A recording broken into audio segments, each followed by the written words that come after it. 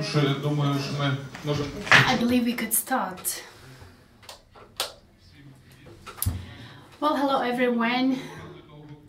These are mostly our people, our crowd, so I'm not going to go at length with the long introductions. It's been a month that Loreal Prystaj has been staying with us on the art residence. She came from London as part of the exchange residencies program SWAP, supported by the British Council. Her objective and her task at the Centre for Urban History was to work with the Urban Media Archive. She worked with her project and she's going to tell more about that tonight. A week ago, Loreal also had a presentation and a talk about her other projects, the previous projects at the Jam Factory, because Jam Factory is also engaged in this art residencies program, and they're hosting the artists currently. Jane Robbie is also attending tonight. But at the Jam Factory there were a few people because this is the remote neighborhood, so many people requested to, and we asked Loreal to show some of the things that she presented last week from what she was doing, because it seems very exciting and interesting. And we have the simultaneous interpretation should you need the headsets to listen to the presentation, because she's going to speak English. But anyway, if there is no one to listen to the interpretation. But now I would like to pass the floor to the curator of the art programs of the British Councils, and we will learn more about this residency and about other opportunities for Ukrainian artists, and then we will pass the microphone to Loreal. Hello. Since as the previous speaker said that it's all our crowd here, I'm not going to talk much, but I need to say that in addition to Loreal and also in addition to Joe and Robbie, there is another resident of the program, Mironyuk, and she's now taking her tea, having her tea. I hope it's the tea. And in fact, it's very illustrative about our program, because it's been the 4th year of this art residencies exchange between Britain and Ukraine. Of 40 participants have participated, 36 artists and 4 curators, and they went to Liverpool for 3 years in a row, because Liverpool Biennale was the partner. This is the year we changed the lead partner in the UK. And the Ukrainian participants, 3 artists and 1 curator, they went to Scotland, where each of them had 2 host institutions each. It was a very interesting experience, because one institution was in the city and the other institution was sort of outside in the country, so to say. So it's a very interesting experience of each of the Ukrainian participants of their stay in Scotland. At the same time, the British artists came to Ukraine, here to Lviv, and Loreal at the Center for Urban History, and also Jane Robbie at the Jam Factory, also in Kharkiv Regional Center, to Odessa Museum of Modern Art of Odessa, and also in Dnipro. This is the first time that we cooperate this year with the 3 organizations, the Art Suite Gallery, the Medial Culture, and there is another institution which is still working, Dnipro Contemporary Culture Center. That as well, it is another interesting experience. And to conclude with, I need to say that the crown of all of the programs of the art residences is the final exhibition. So I will make this announcement now. The final exhibition this year, well, next year rather, in March, is going to be hosted in Dnipro. Please stay tuned. And Loreal, the floor is yours. And I also need to say that this is the 2nd residency at the Center for Urban History. Last year we had Martin Ramos and other participants, but in addition to residency we also opened for cooperation not only with the researchers but also with the artists as well.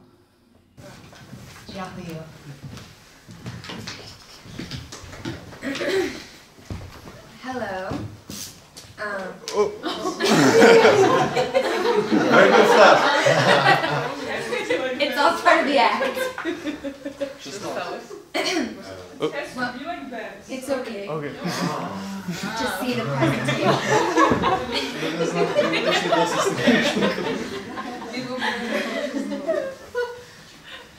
Well, thank you everybody for coming out tonight.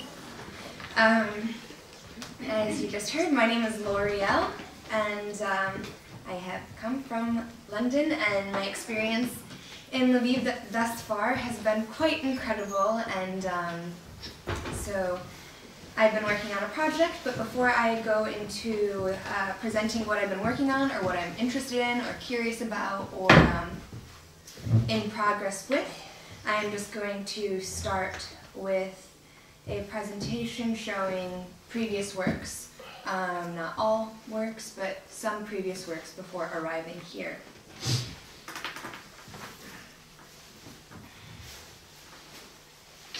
So I'm going to start with a series called Between the Cracks. And this was a series I did in 2014. Something about my work, and which is across the board, no matter how different the works turn out, is that I often like to go to new places, may it be residencies, countries, etc.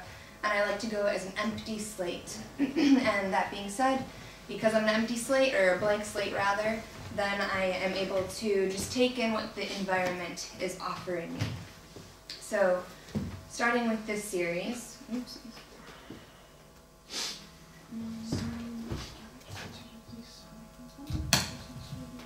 Can everybody hear me? Okay.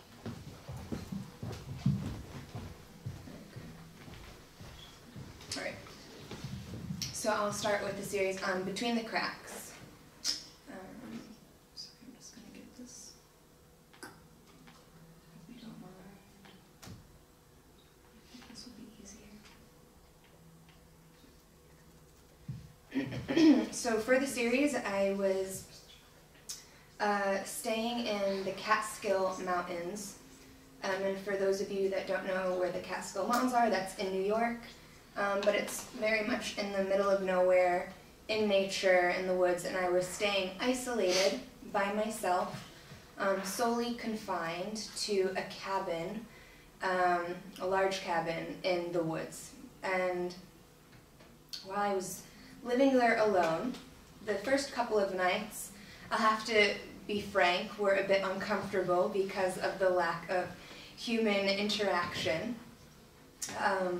And the lack of even simple conversations with anyone.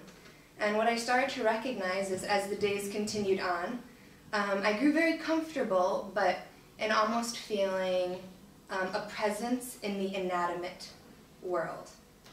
And so this series for me was something that narrated life coming through in the inanimate, and when we are in moments of isolation, we almost create or personify the things around us through imagination and reality, and create something new. So I'll just go through the series.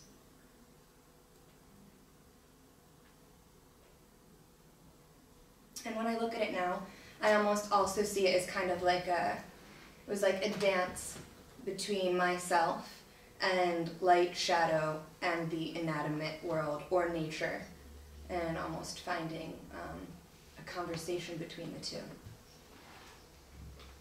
And how did you find this place? So this place, I was an art director for a residency that was going on, and so there was 2 sessions that happened during the summer. And the 2 sessions, there were like 3 week space in between. So I decided to, you're not really supposed to stay, but I decided to stay in the cabin alone for the 3 weeks in between the 2 sessions. So then I was there alone and created this body of work. And feel free to ask questions. I don't mind questions in the middle of a presentation. So just showing just how different bodies of work influence others is I finished that series and then did another one which was called Living Clockwork. And Living Clockwork was something that it was questioning the distinction between organic and artificial realms and technology and nature. And so this was actually a tabletop that was thrown away, or being thrown away on the side of the road. I'm going to see if I can get to the video. And so this was a collaboration.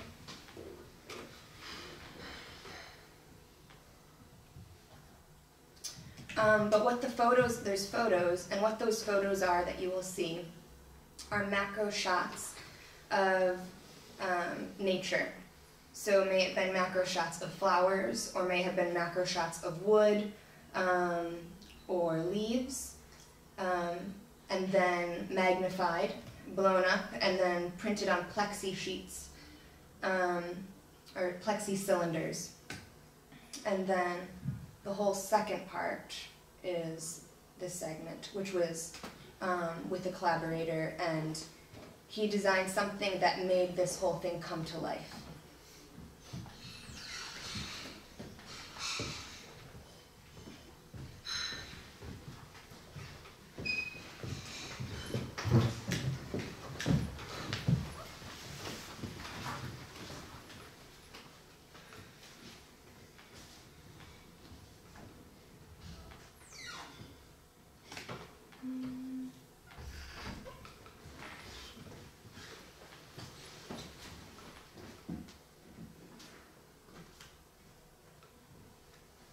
I can't figure out this slideshow thing, so please bear with me.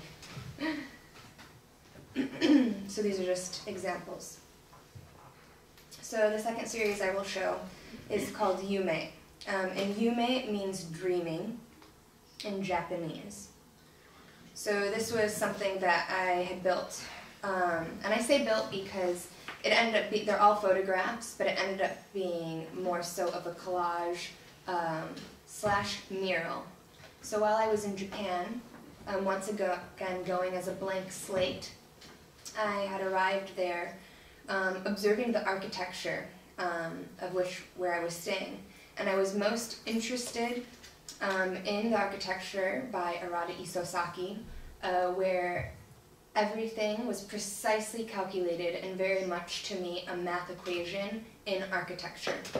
So I started focusing on just the corners of the space or the windows. For example, this is a window that he had designed in part of the ceiling, or the way that light and shadow played with the edges of the walls. So I wanted to create a piece that I felt as though presented some sort of equation. And so these, even though they're multiple photographs, ended up being two large mural collage pieces.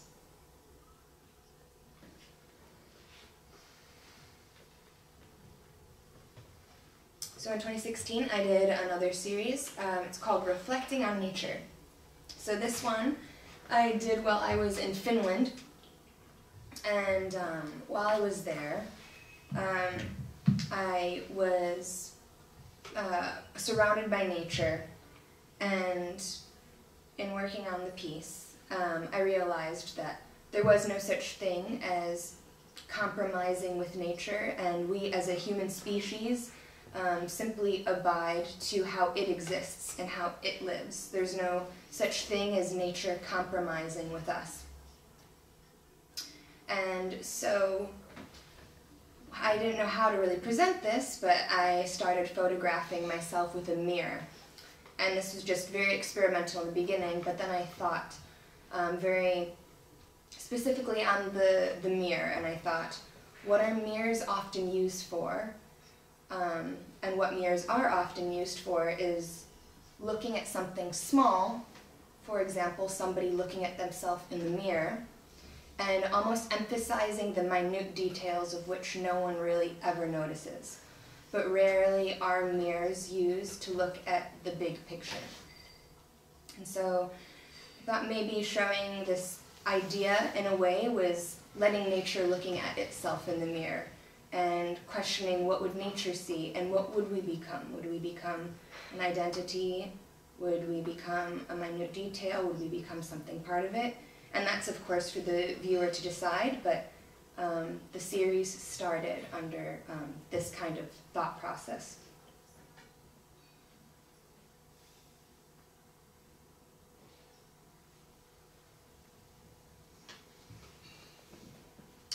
And I will have to say, all these photos are not photoshopped.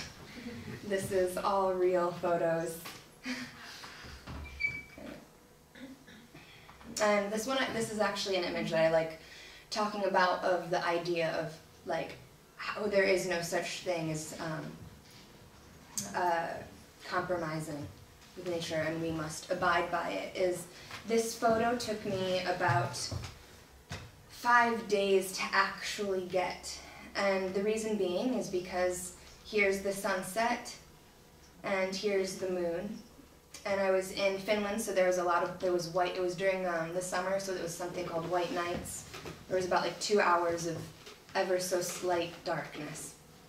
But anyhow, I realized to get this kind of shot, I first started by waking up at 6 a.m. to realize that, oh, I can't get up at 6 a.m. because the fog will be gone. To then getting up at 4 a.m. to realizing that by the time I'm ready, 5 a.m. the fog is already gone and the moon is somewhere else. And then I had to retry it the next day, and I was just like, this is exactly, I have to completely compromise and abide. I have to abide to everything, the way that nature and the life cycle and night and day are working.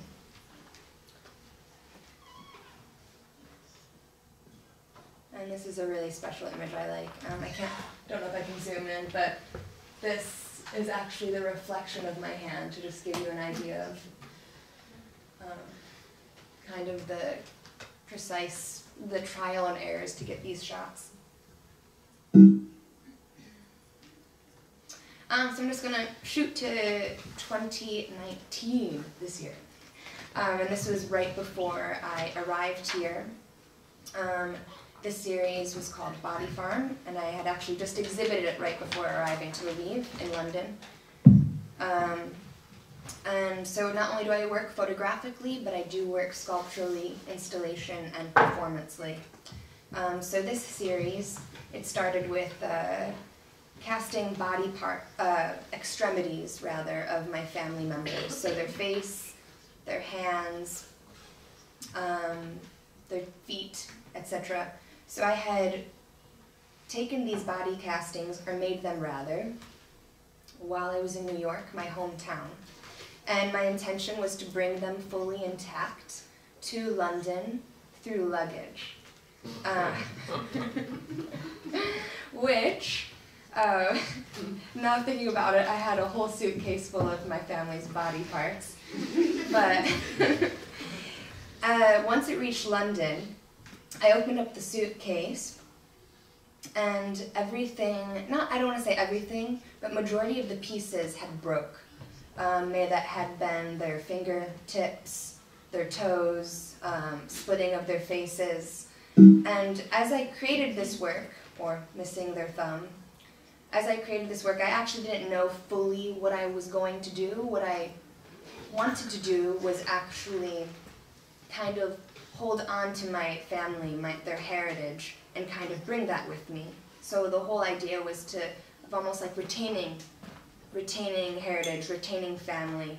But when I got there, clearly half the pieces broke. So as I looked at my suitcase, at all these extremities that had broken, I actually thought to myself that this communicates very well the struggle that every single one of us have with memory, and the difficulty that all of us have with actually retaining memory in fullness, because inevitably it always becomes fabricated and it always becomes broken.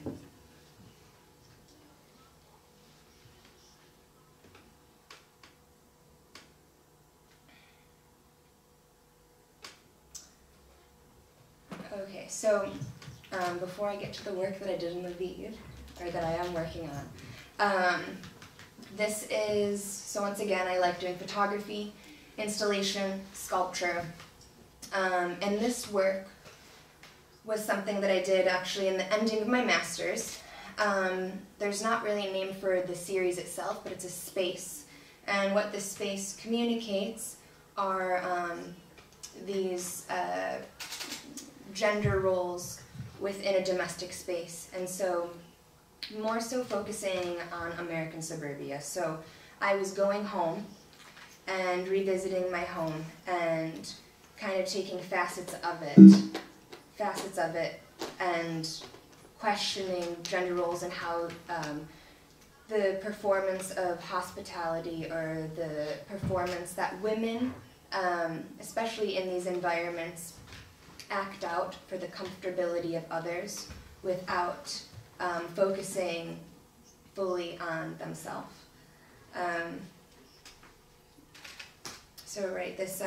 This work focuses on the human psyche and specifically on inherited trauma from normative gender roles existing in the domestic sphere. By revisiting my own home in American suburbia, I was reacquainted with motifs and household items used in lifelong act by women to play house. An act past generations of females had performed in order to satisfy the cultural expectation that an etiquette woman was a happy housewife. Women were taught their identity to make their homes comfortable for their family and guests, care for their children and husband, and do so without showing angered tears or being humorous. All these emotions were synonymous with being unacceptable. So I started seeing the role as women from different generations as almost like these performances.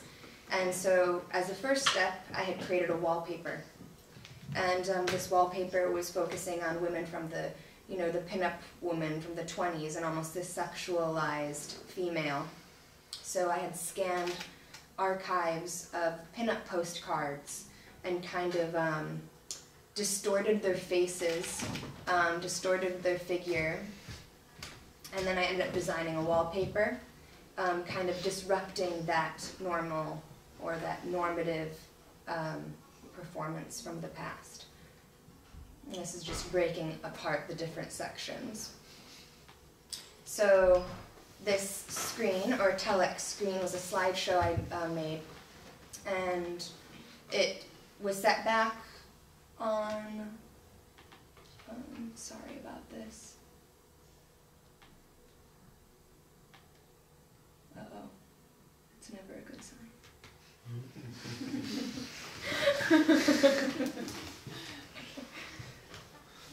Okay. So, not that one.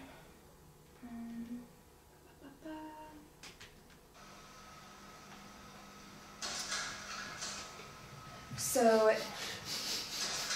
this was also something that I created with archives, and this was an archive scans from a cookbook called Cooking for Pleasure from 1950s.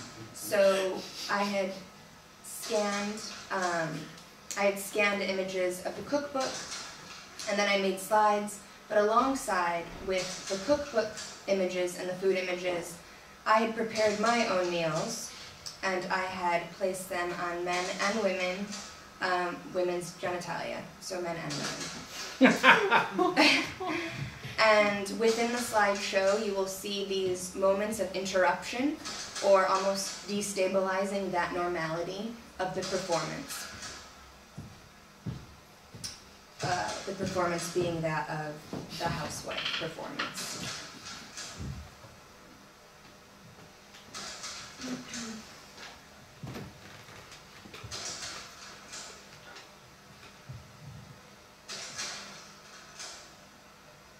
And it just goes on forever, but this is, I think, just a minute clip.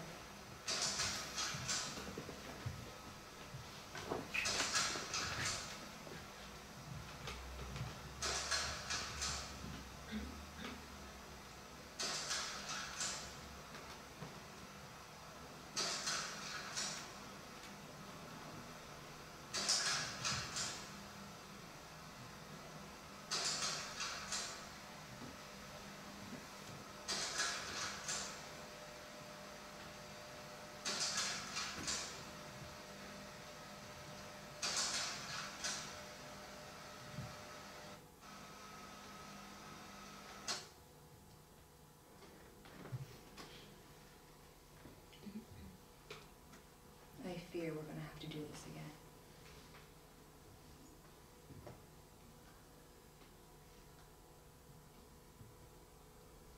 Sorry, everyone. No, we will just memorize it. This is like a Clockwork Orange kind of thing. So then the next wall, that was opposite of focusing on like the wallpaper of the sexualized woman or the housewife, was actually the role of being a mother. And so this was another wallpaper that I designed. And this is actually my mother's hand. And it's her hand coming through a ripped cushion that is actually in my house. And you don't see the side of this ripped cushion because this part of the cushion lays on the bottom half. It's on the side that is not revealed on the couch. And so I saw it, and once again, just my practice is very intuitive, and then I analyze what I'm trying to say is really the process. So I took the cushion and I asked my mom to put her hand in it, and as I looked at this photograph, I started to see a dichotomy between two different women, iconic women, one being actually the Virgin Mary, with the blue and the presentation of the mother that sacrifices and the mother that gives to those with full sacrifice. And then I also saw the rip as something that presented the wounded mother, or that of the goddess Kali, who is the disciplining mother and is very much known as the disciplining mother, but can be perceived as the bad mother because of such discipline. And so I almost saw like this as an image that started to be like the cushion itself being something where the rip was hidden and the presentation of the couch was so beautiful, but underneath the cushion it was ripped. I just thought of the role of mothers and how much they sacrifice for their children or their families. So it was its own wallpaper that stood alone, and I photographed a still life that is called Milk Bread. And this image is my mother's breast. And once again, it's not photoshopped, but it is a wooden box, and it has a hole in the back of the wooden box, and my mother had placed her breast in it, and I photographed this still life. And so here the breast is at once a dismembered body part. It also merges visually in one's imagination to become a loaf of bread. The artist, myself, as a child, struggles to unite this symbol of motherly affection and care with the very real sacrifices mothers silently make. The apples present in the background give rise to this resolution of this conundrum. Like Eve plucking the fruit of knowledge, I start to see not as the angry daughter, but as the next generation of women that are in turn faced with the same silent sacrifice as their mothers. And so, yeah, this kind of has more of like a religious connotation, where also the bread becomes something that is religious, and she's giving her body and sacrificing. So then lastly is this part, is the reclaiming of these spaces. So this is photographed in my house, and this is a self-portrait that I photographed. And by erotically performing as a prop, I transform these once familiar spaces into a mise-en-scène, highlighting the connection between the environment and the internal states of women, past and present. This is my great-great-aunt, by the way. Past and present. By aggressively and assertively impersonating or playing the house, so no longer playing house, but playing the house, I attempt to reclaim these estranged and alienated domestic spaces I am turning the gaze back onto you, so quite literally the female gaze back onto the viewer. By destabilizing normality, I'm attempting to free myself and next generations from the restrictions constraining women in penance for their greatest gift, life. And so, this is a photograph called Lampshade, Picture Frame, and My Pussy Cat.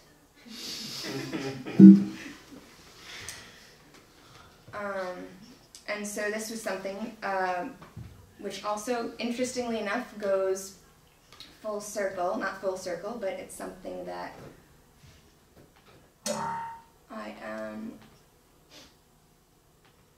I'm very interested in. So this was another part of kind of going off of the food. This is my mom making meatballs and adding something erotic to the presentation of cooking in the kitchen. So it's a 30-minute clip, but it's only, I think, 2 minutes long here.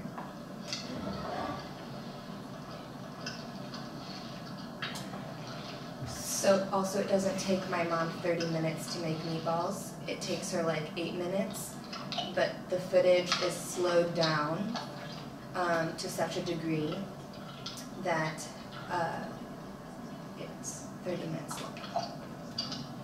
And it emphasizes the sound of the meat. And we actually are having a conversation during this occasionally, and we're voicing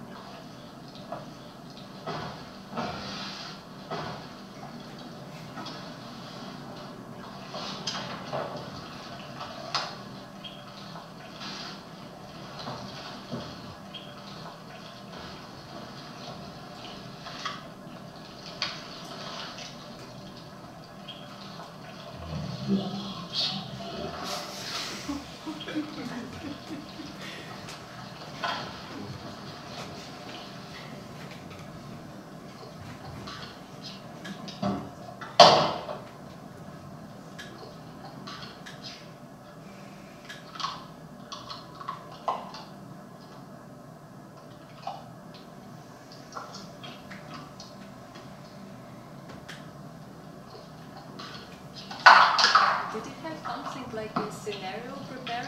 I mean, maybe you were like, Mom, could you please do it faster or slower, or do it in another way? No, as a matter of fact, I often like taking what my environment has to offer. So I literally, we were gonna have meatballs, and I said, oh my gosh, I have to film this.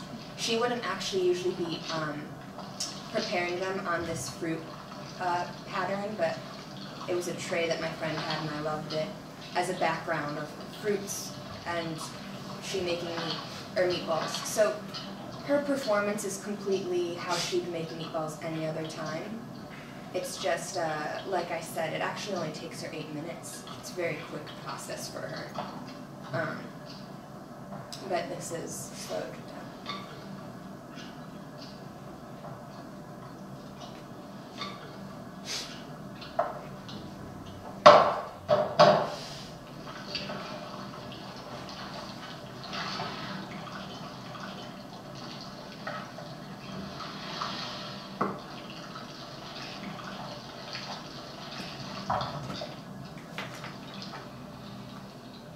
So as I said, I didn't put all 30 minutes in there, but this is just kind of how it ends.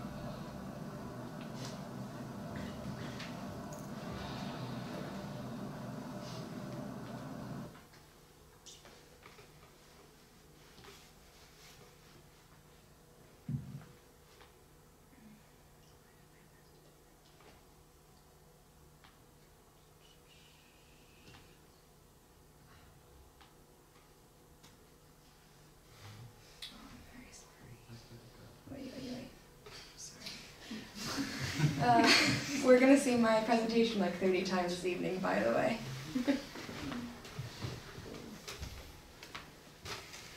And where it was presented before arriving here was in an abandoned, I wouldn't say abandoned, but it's a vacant house that is used for exhibiting art, and I was asked to exhibit this piece there. And so it was alone in a room, and it was quite remarkable. I was really pleased to see it there. Okay, that was just a little intro.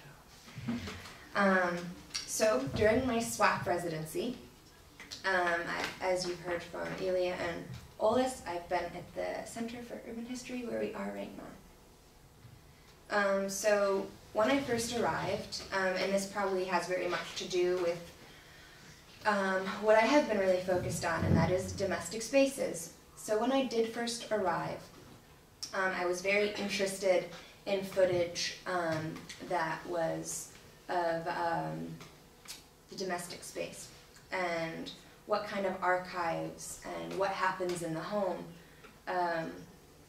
space. And so something I found kind of interesting, and granted this is actually not the direction that I went, but I just felt it important to share with you what my process is like when I start something new.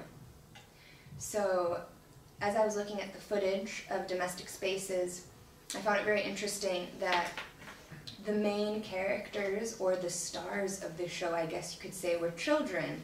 And oftentimes, children are oftentimes the silenced or kind of like the background in society. And so I thought it was really nice to see children. So this was a direction these are just a couple of clips from the archives showing children. So I was wondering, okay, how could I use this? But I didn't know if I was going to use it or not. It's just about a minute and a half of just different clips of just home footage.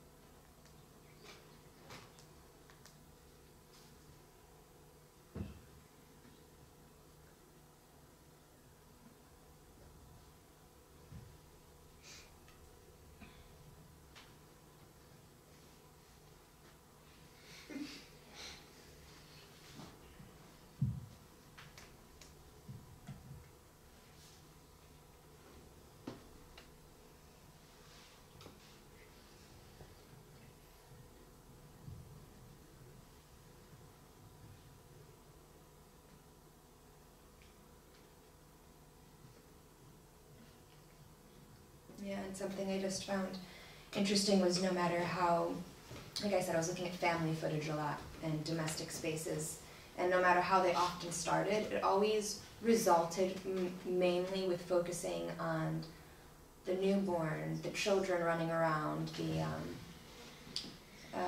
kids playing with these machines.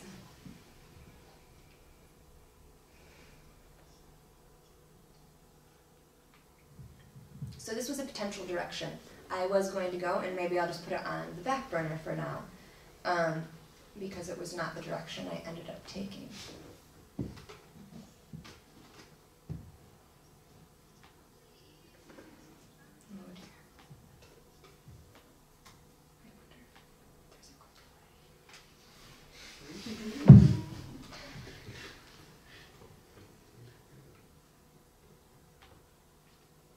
So, stepping away from the archives for a second, because I do have to, in my process, I do have to do a lot of back and forth, because once again, I really come to these opportunities or these spaces or new places completely as a blank slate.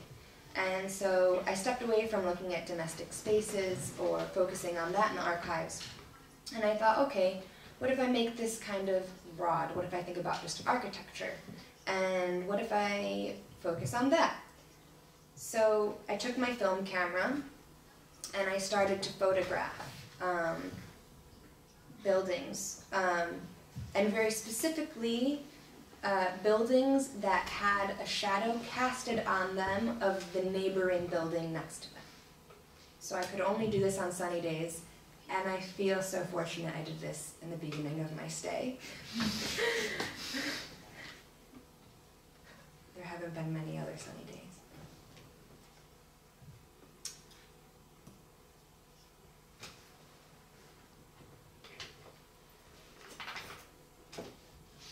And after the presentation, if anyone's interested, I have the film that I shoot with. It's medium format, so it's 120 film. It's a little larger to work with.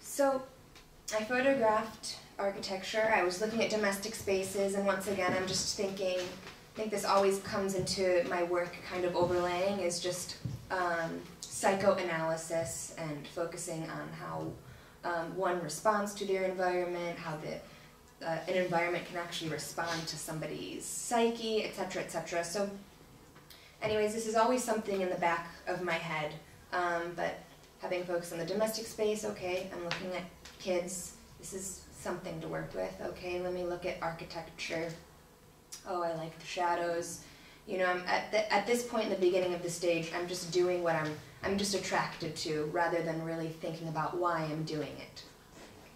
So another thing that I was very much interested in was embroidery. Having walked around, I'd go to the markets, and I would see the different patterns, and I was just researching and looking into the embroidery and seeing that all of these patterns and all of these colors and all of the shapes actually mean something very different from one or the other. You know, for example, it was just saying black is often only used when it's earth, symbolizes the earth. Red is often about passion, happiness, or green is often with flowers. But of course, you can change these things up. So these symbols specifically I was interested in. One being, this would be oak. And then this one, I might be pronouncing it wrong, but is viburnum, which is actually the national Ukraine plant, or berry. The one I'm most interested in, though, is the poppy. And why I was interested in the poppy is it was believed to have magic powers that could protect people from evil spirits, but poppies are often thought to emerge in places where people died from their blood drops, according to folks believe battlefields would always be covered with poppies in the spring. But more interestingly enough, it's actually like the flower that connects us to our past ancestors. So I thought this was kind of interesting. You know, if we're thinking about the past and present, how can these things be incorporated?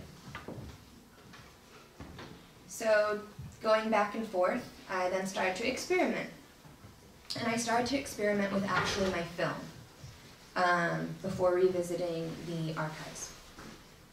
I started experimenting with the film, and I started setting each film piece side by side.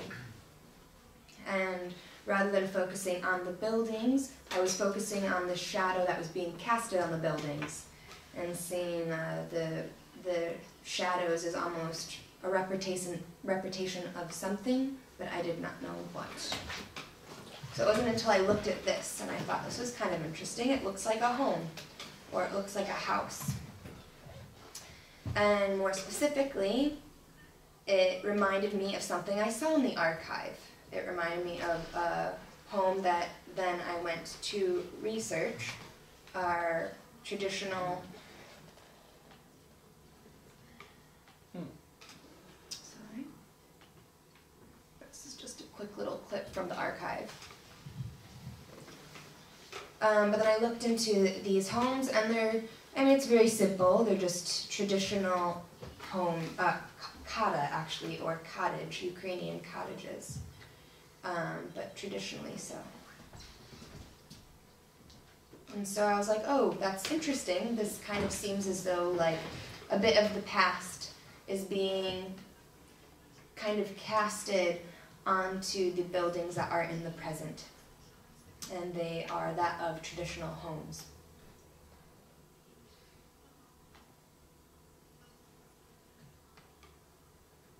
And this would be a traditional cottage.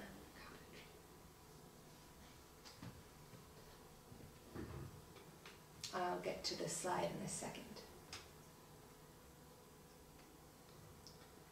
Oh, well, I can explain this in a second. So then I was thinking of like, how do I bring all these little things together? So putting the film together next to each other, being interested in embroidery, is there any sort of way that I could put these things together? So this won't be until the stage once I return to London, but this is just kind of presenting to you in preparation for an exhibition in March. I plan on embroidering the physical film pieces together and researching further the patterns and actually learning how to either cross-stitch or how to do these type of Ukrainian patterns, and physically stitching the film pieces together and almost creating these images of homes from the past that are being projected or casted on buildings of the present. And so as I'm thinking about this, okay, embroidering the hand, I was thinking about going to the archives again. That's okay. No problem. So thinking about putting all the different film pieces together, this was just a quote that I thought was interesting and something I read recently. In Henry Bergson's pivotal creation, creative evolution, human comprehension as a series of captured images, our formation of practical understanding breaks continuous reality into segments, and then processes these into a hierarchically ordered pieces with which to comprehend it. The flow of continuous time can then be grasped as a broken series of still images that are collaged in memory. So I thought it was interesting of kind of reading these words of continuous time, time continuing, and collage together and what is in our memory. And I thought it went very well with how the film pieces will go together and the combination of the embroidery. So then thinking about the act of the hand that is creative, I visited the Lonsky prison, I might be pronouncing it incorrectly, I apologize. But I visited and there was an array of embroidery there. And the embroidery pieces were, as a woman described to me when I was visiting, people, since the circumstances in the prison were not really good, clearly, people either used their spare time in prayer or they used their spare time in creating these pieces. And even so much so, they weren't allowed to bring needles, for example. So they would use thin fish bone, probably from their meals that they were given. They'd use thin fish bone as the needles to actually create these pieces. And so I was thinking, in places that are so dark and dismal, what are these pieces, and what is the creative hand actually doing, if we're going to call it the creative hand? So I thought of something called transitional objects, and transitional objects, or comfort objects, are items used to provide a psychological comfort, especially in unusual or unique situations. And there's all types of theories about transitional objects, but I was suddenly thinking of what is the role of a creative hand. And something I started realizing, or at least I'm digging into because this is still very new, is the creative hand is a storyteller. And it's one that speaks without words, but through feeling. It tells us stories from the past and brings them to the present. It brings us to a place we are most comfortable, like home, either by the act of creating something or feeling comforted by the object of which was created. The hand feels our emotions, our feelings.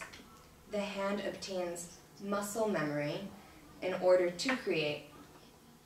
Our emotions are often a result to what is part of our memory. So I started thinking of the creative hand as actually an extension of our emotions to go back to some place that brings us comfort. So then I'm working with the film and thinking about the embroidery, and then I went back to the archive. Before I show you this, as I was going through the archive, I then was recognizing that a lot of the footage was presenting close-ups of hands. And it could be hands that were working, it could be hands that were cooking, it could be hands that were also creating. And so I will show a couple of clips here.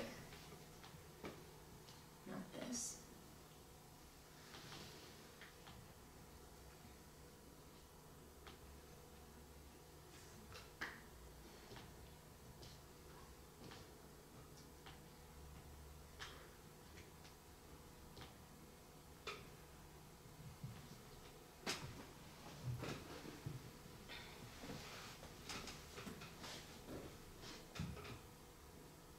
So in rummaging through the footage, I'm only breaking apart the parts of the hand and either repeating or reversing, repeat the footage.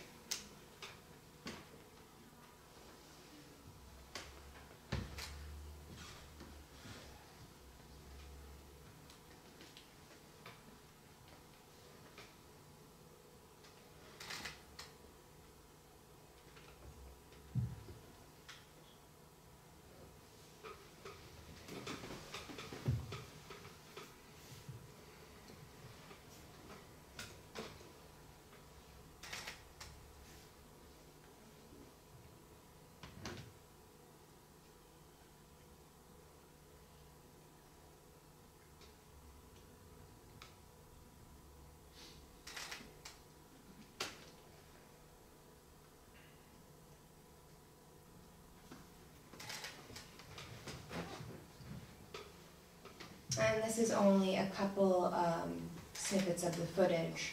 There is, I think there will be about 100, maybe more, to work with. So as I was stumbling on these, or rather not stumbling, at this point I was very much trying to explore and find them, because I knew what I was looking for at this point. Was thinking to myself, oh, how can I present this?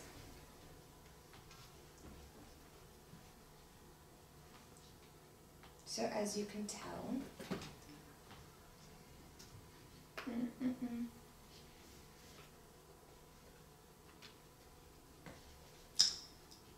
Thank you for your patience. So how can I present this? Well, I'm still really interested in this bringing things together. These are extraordinary video footage, but they are silent. And so this is an exciting project because this third part, out of all the different segments, may it be film, may it be embroidery, it's going to be a sound piece that's going to be a collaboration with Regina, who is here in the room. She's raising her hand, but it's very dark. But not only is it going to be a collaboration of sound, it's going to be a collage a collage video somehow, a quilt knit, which also Regina is a collage artist, so it's going to be a very fun and exciting collaboration I'm looking forward to. And just going off of how important sound is, this is just another quote that I was reading. The transitory nature of sound opens path to everything that is material and immaterial, visible and invisible, that lives within the rainforest and rivers. Traditional knowledge is therefore constantly changing, expanding, digressing, and renewing itself. And so this is where the lovely Regina will come in and be part of this project. And as a very, very, very rough draft, it's very rough, everyone. But it will be more of a collage, and there'll be a sound installation, and we just discovered, Regina and I discovered a way of actually cutting out segments of the piece, of the video footage, without it being rectangular. So this is a very exciting project for both of us.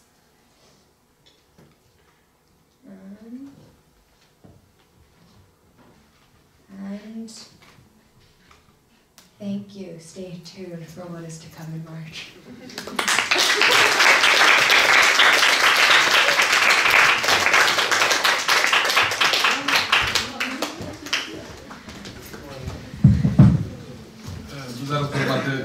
We're now going to have some time for questions and answers. Thank you for your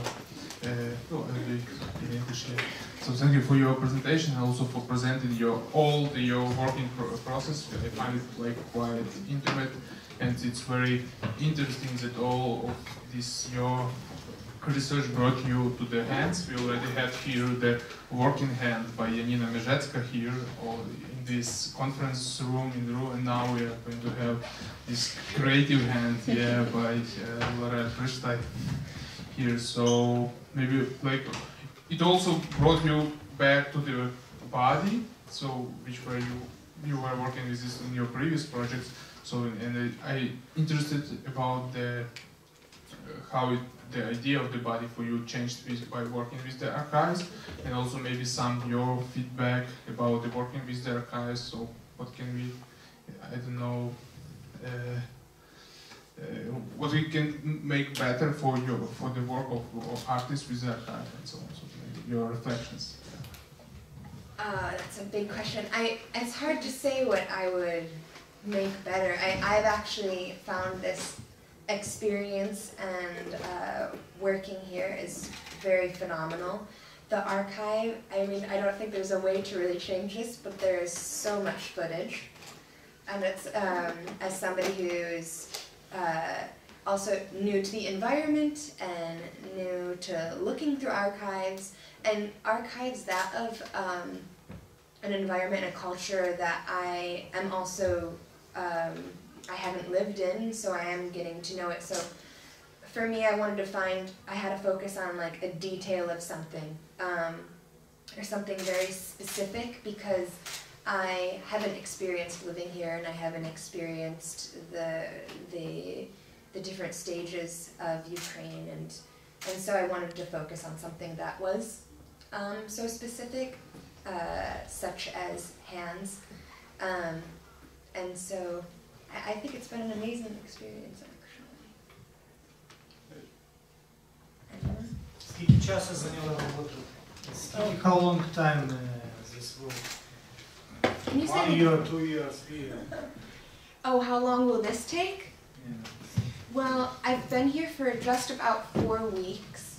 I've been here for just about 4 weeks, and it's been quite a roller coaster of thoughts. I mean, knowing that the exhibition is coming up in March, I think I'll have it resolved by then. And the work that is being created here very much belongs here. So once it's done here, it doesn't belong anywhere else. It's not to be expanded upon. It's something that's very much of my Lviv Ukrainian experience. And so once it ends, it will be a complete piece.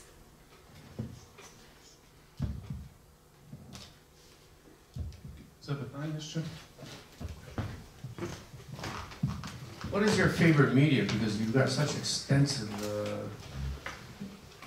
longitude, both, you know, sculpture, photography, still life, you know, cinematography. What is it that you're trying to convey?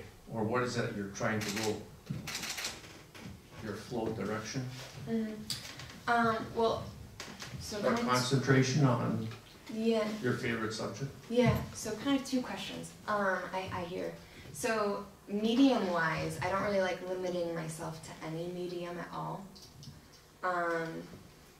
I like sculpture, and that's okay. I like film, I like performance. I think it's funny, the more and more that I work and produce series or bodies of work or singular pieces, I almost find they somehow connect. Like even for example, my mom's hands making meatballs. Like now there's a focus on hands. Like somehow these things will come together. Now that's the answer for medium, the broad sense of medium or art form. As for what I'm mostly interested in, like I said, I do often come to places as a blank slate, but I really think that I'm very much interested in how people are affected psychologically. So I'm very interested in psyche. It's very broad to say, but just the responses that people have to their environment and why that is. And it goes more to a subconscious psychoanalytical spectrum. From your black and whites though, I really liked it. Finding the still. And for me, if Salvador Dali was alive, he loved your surrealism on the mirror effect of the body parts floating. Oh, thank you. No, it is. It's mind-blowing because you've taken it into a media almost dimensional and taken out and brought it back again. Thank you. Czy jakieś zabrania? Thanks a lot. It was really interesting. You've mentioned that you're more of an observer of this world, but I also wonder if there is something political in the work that you are doing, or can we interpret it in our own way? Something political in your work? Especially when it comes to women's rights, perhaps? Can you say that last part? Like, perhaps in regards to feminism or women's rights. Oh yes. So I will definitely say when it does, with especially the last piece that I was showing you, where it was kind of creating this like domestic space, and there was a wallpaper that was designed, and there's definitely something very, I guess you could say, political or very feminist or about the work. I don't necessarily start my process at all like that, to be frank, or to be quite honest. I think it almost just inevitably kind of happens. You know, even with the work focusing on like the performance of women in different generations, I started that just as something very playfully, but it ended up being like a piece that, you know, after critique and talking to people and whatnot, it ended up being something, people were seeing something in it that I wasn't necessarily thinking about. And speaking of surrealists or surrealism, I work very much like a surrealist. Like I create work and I don't necessarily know why I'm doing it, and then I analyze it, and it can very well be political, or it can very well be a statement about gender roles, or it could be very well, even the work that I'm doing now, it could potentially become political, and I'm not sure if it will, but it very well may turn that out that way. But I don't like going in with that intention right away. I hope that answered your question.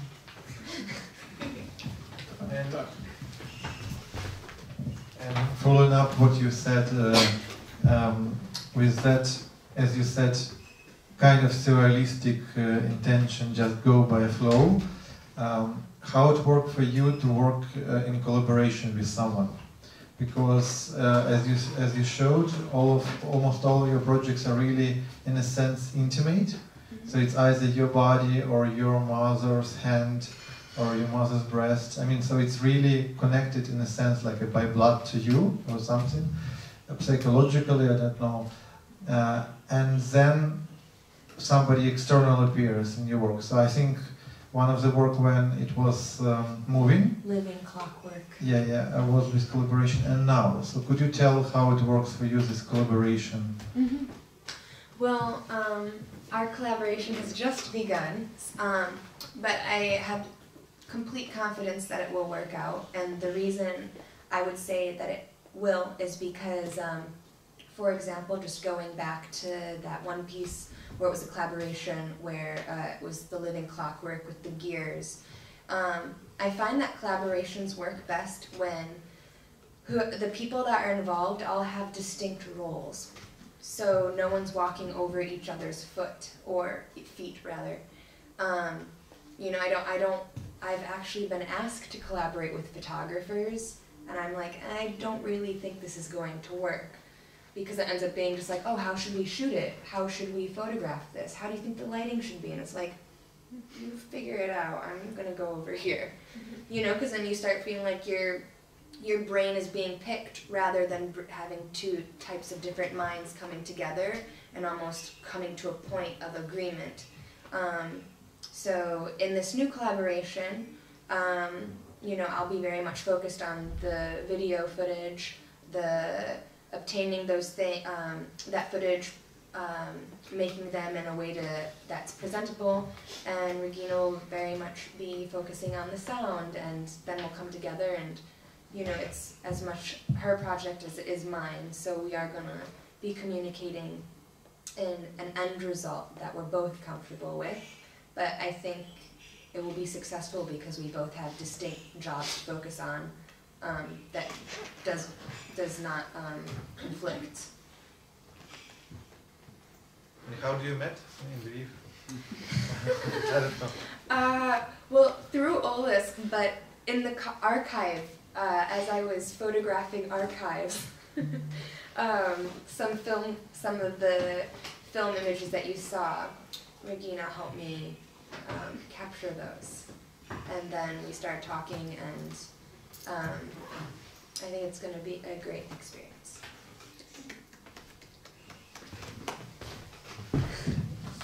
So thank you, Loreal. So thank you, British Council, for the collaboration for the second time and for the residency. So we are really looking forward for your project and the results. So, and we want to have it here and also at the exhibition in Dnipro. Thank you. Дуже дякую.